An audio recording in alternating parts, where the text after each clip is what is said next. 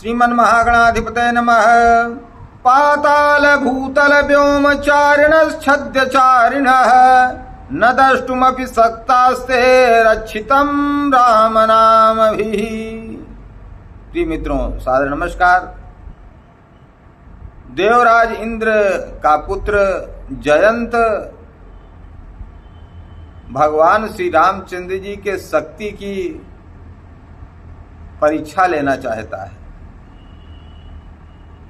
इतना मूर्ख है कि वह देवराज इंद्र का पुत्र होते हुए भी उसे इतना ज्ञान नहीं है कि भगवान की शक्ति का, भगवान के सामर्थ्य का आकलन नहीं किया जा सकता। आइए तुलसी बाबा क्या लिखते हैं। कहते उमा राम गुण गूढ़ पंडित मुनि पावहि विरति अपावहि मोह विमूढ़ जे हरि विमुख न धर्म रति सियावर रामचंद्र की जय। हे पार्वती, शंकर जी कहते हैं, हे पार्वती, श्री राम जी के गुण गूढ़ हैं, श्री रामचंद्र जी के गुण गूढ़ हैं। पंडित और मुनि उन्हें समझकर वैराग्य प्राप्त करते हैं, परंतु जो भगवान से विमुख हैं और जिनका धर्म में प्रेम नहीं है वह महामूढ़ है, उन्हें सुनकर मोह को प्राप्त होते हैं। कापुर नर भरत प्रीतिमय गाई मति अनुरूप अनूप सुहाई अब प्रभु चरित सुनहु अति पावन करत जे बन सुर नर मुनि भावन। पूर्ववासियों के और भरत जी के अनुपम और सुंदर प्रेम का मैंने अपनी बुद्धि के अनुसार गान किया। अब देवता, मनुष्य और मुनियों के मन को भाने वाले प्रभु श्री रामचंद्र जी के वह अत्यंत पवित्र चरित्र सुनो जिन्हें वह वन में कर रहे हैं। तो क्या कर रहे हैं, कौन सा चरित्र भगवान? कहा एक बार चुनी कुसुम सुहाए एक बार चुनी कुसुम सुहाए निज कर भूषण राम बनाए सीता ही पहिरा ए अति सादर बैठे से फटिक शिला पर सुंदर। एक बार तुलसी बाबा ने श्री रामचरित मानस में कई बार एक बार का प्रयोग किया और जहां जहां एक बार कहा है वहां पर उसका कुछ विशेष अर्थ में वर्णन है। कहा एक बार भूपति मन माही, वहां पर भी एक बार भूपति मन माही, वहां पर कोई विशेष बात है। तो आइए जानते हैं क्या हुआ फिर। कहा एक बार सुंदर फूल चुनकर श्री रामचंद्र जी ने अपने हाथों से भांति भांति के गहने बनाए और सुंदर स्फटिक शिला पर बैठे हुए प्रभु ने आदर के साथ वह गहने सीता जी को पहनाए। कहा सुरपति सुत धरि बायस बेसा 60 चाहत रघुपति बल देखा जिम पिपीलिका सागर था महामंदमति पावन चाह। कहा कि देवराज इंद्र का मूर्ख पुत्र जयंत कौवे का रूप धरकर श्री रघुनाथ जी का बल देखना चाहता है, जैसे महान मंदबुद्धि चींटी समुद्र का था पाना चाहती हो। कहा सीता चरण चोंच हति भागा मूढ़ मंदमति कारण कागा चला रुधिर रघुनायक जाना सीक धनुक सायक संधाना। वह मूढ़ मंदबुद्धि कारण से भगवान के बल की परीक्षा करने के लिए बना हुआ कौवा सीता जी के चरणों में चोंच मारकर भागा। जब रक्त बह चला तब रघुनाथ जी ने जाना और धनुष पर सींक का अर्थात सरकंडे का बाण संधान किया। कहा अति कृपाल रघुनायक सदा दीन परने तासन आई की न छलू मूरख अवगुण गे सियावर रामचंद्र की जय। श्री रघुनाथ जी जो अत्यंत ही कृपालु हैं और जिनका दोनों पर सदा प्रेम रहता है, जिनका दीनों पर, जो दीन दुखी हैं, गरीबों पर सदा प्रेम रहता है, उनसे भी उस अवगुणों के घर मूर्ख जयंत ने आकर छल किया। तो प्रेरित मंत्र ब्रह्म सर धावा, चला भाजी बायस भय पावा, धरि निज रूप गयौ पितु पाही, राम विमुख राखा ते ही नाही। मंत्र से प्रेरित होकर वह ब्रह्म बाण दौड़ा, कौवा भयभीत होकर भाग चला। वह अपना असली रूप धरकर पिता इंद्र के पास गया था, वहां पर गया, पर श्री राम जी का विरोधी जानकर इंद्र ने उसको नहीं रखा। भा निराश उपजी मन त्रासा, जथा चक्र भय ऋषि दुर्वासा, ब्रह्म धाम शिवपुर सब लोका, फिरा श्रमित व्याकुल भय शोका।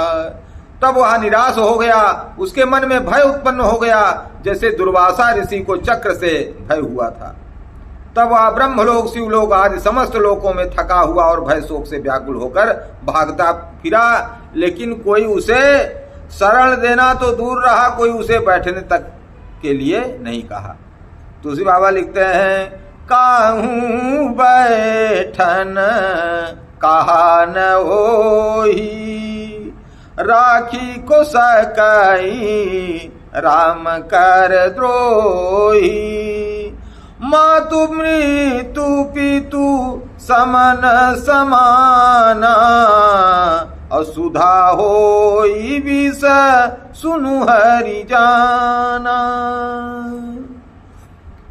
कहा पर रखना तो दूर रहा, किसी ने उसे बैठने तक के लिए नहीं कहा। श्री रामचंद्र जी के द्रोही को कौन रख सकता है। कहा गुरुजी जी कहते हैं कि हे गरुण सुनिए, उसके लिए माता मृत्यु के समान, पिता यमराज के समान और अमृत विष के समान हो जाता है।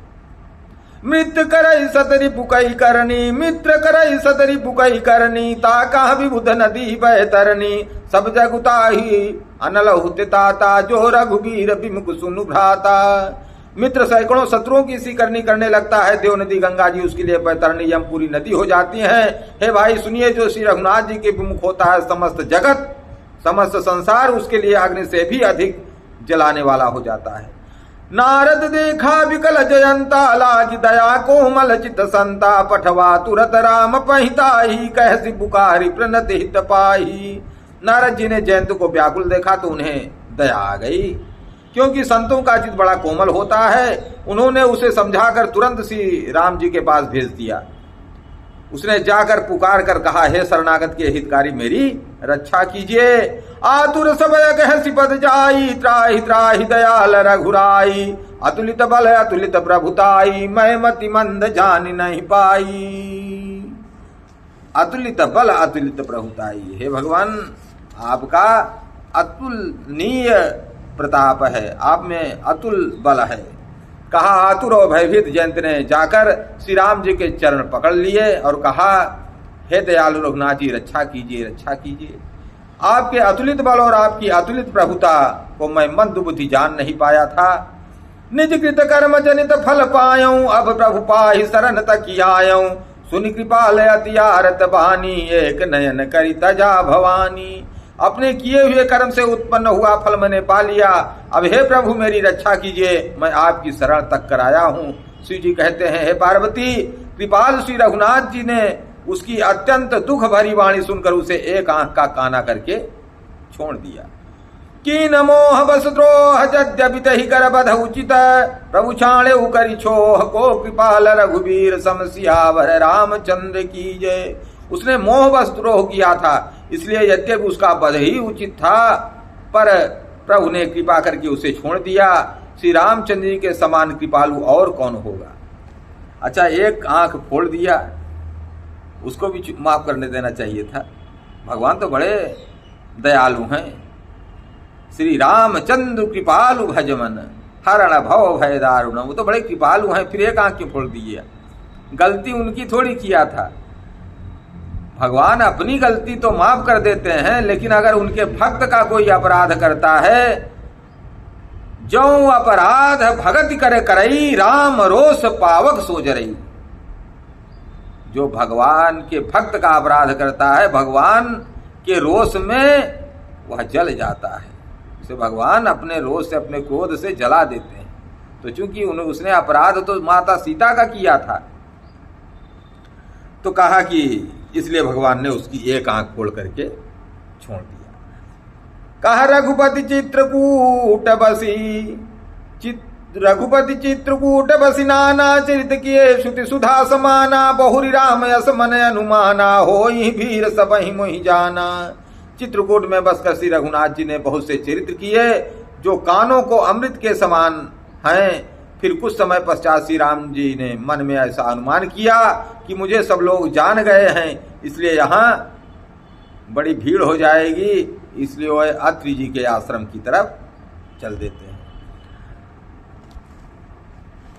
तो कहते हैं कि जो जयंत था उसने कहा कि निज कित कर्म जनित फल पायऊं, अब प्रभु पाहि शरण तक आयऊं, सुनि कृपाल अति आरत बानी, एक नयन करी तजा भवानी। तो उसने कहा कि हे भगवान, बोला कि जब तुम भागे थे तो अब क्यों आ गए? तो कहा कि पहले तो मैं आपका प्रभाव जानना चाहता था, तो प्रभाव तो मैंने देख लिया। क्या प्रभाव देखा जयंत ने? देखा मातु मृत्यु पितु समन समाना, जो देवराज इंद्र हैं वह भी जो उसके पिता हैं जयंत के, वो भी शरण नहीं दिए। ब्रह्मा विष्णु महेश कोई सबके पास गया, तीनों लोकों में भागा, लेकिन किसी ने उसे बैठने तक के लिए नहीं कहा। तो कहा कि फिर ये तो हो गया प्रभाव भगवान का, और स्वभाव क्या है? तो कहा कि मैंने प्रभाव तो देख लिया, इसलिए अब आपके शरण में आकर के आपका स्वभाव देखना चाहता हूं। तो स्वभाव भी जान लिया कि आप बड़े दयालु हैं। श्री रामचंद्र कृपालु भज मन, हरण भव भय दारुणम, कि आपने, मैंने इतना बड़ा अपराध किया था फिर भी आपने जीवन दान दे दिया, यह आपका स्वभाव है। हर हर महादेव, जय श्री कृष्ण, जय श्री राधे। अगर आपने अभी तक चैनल को सब्सक्राइब नहीं किया है तो कर दीजिए, और कर दिया है तो बहुत बहुत साधुवाद, और नहीं भी कर रहे हैं तो कोई बात नहीं है, लेकिन सुनिए जरूर, तो उससे कल्याण ही होगा, कुछ मिलेगा ही। भगवान की कथा जो है वह पापी से पापी व्यक्ति को भी पावन कर देती है। तो सुनिए, पढ़िए, गुनिए, और हो सके तो चैनल को सब्सक्राइब कर दें, शेयर करें, लाइक करें, और कुछ न करें तो सुनिए जरूर। हर हर महादेव, जय श्री राम।